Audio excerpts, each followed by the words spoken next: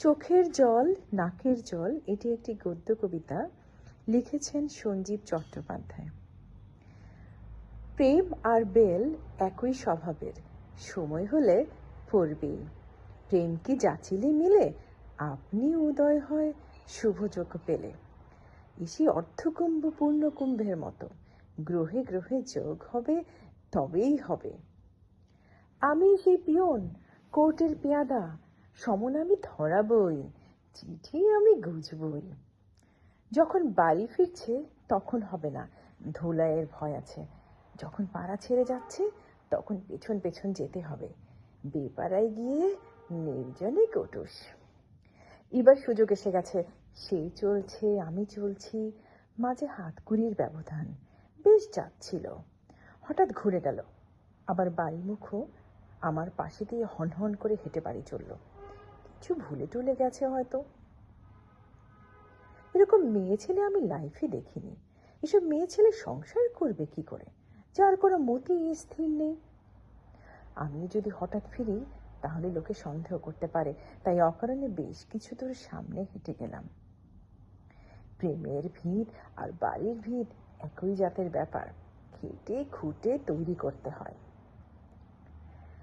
রোদে পুড়ে জলে ভিজে বেকার একটি চক্কর মেরে আমি এলাম গোপীদার দোকানে।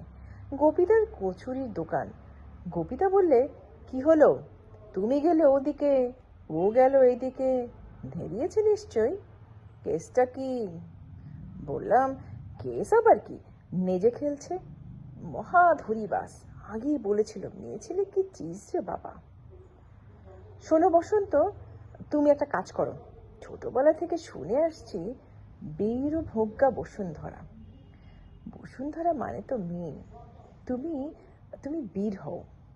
বীর হও? বীর হব কি করে, যুদ্ধ করব?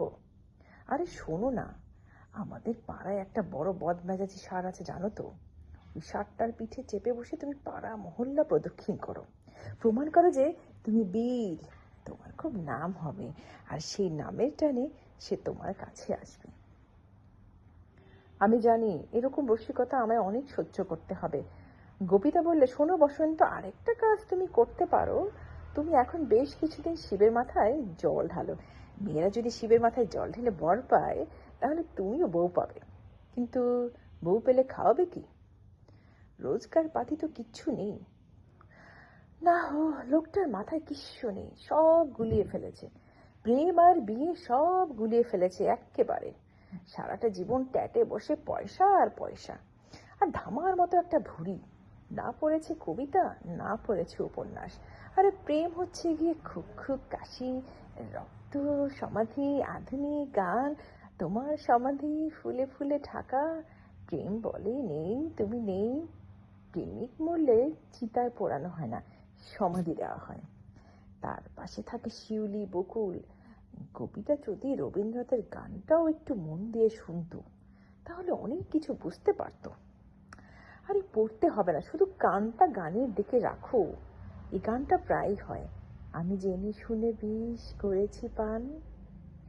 গানটা আমার একটু একটু আসে, জানালা খুললে যেমন উনুনের ধোঁয়া আসে, অটোমেটিক আসে। বেশ ধরেছিল, জেনে শুনে বিষ করেছি পান।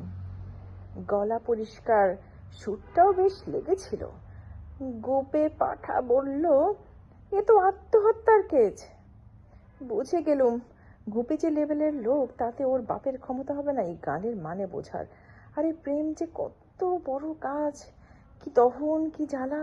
গোপীর একটাই জ্বালা, ধারের পয়সা আদায়ের জ্বালা, পাওনাদারের কাছে তলব করার জ্বালা। একেবারে কোর্স ম্যাটেরিয়াল। কি আর করি, নিজে আপন মনে গান গাইতে লাগলাম। রবীন্দ্রনাথ ইজ রবীন্দ্রনাথ। কি বোধ, পারসেপশন, কনসেপশন, রিয়ালাইজেশন সকলের মনে ঢুকে বসে আছে ঈশ্বরের মতো।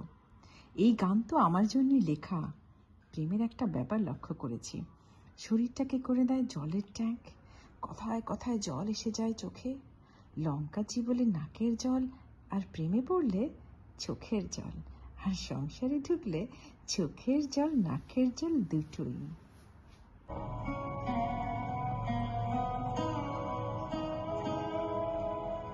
जी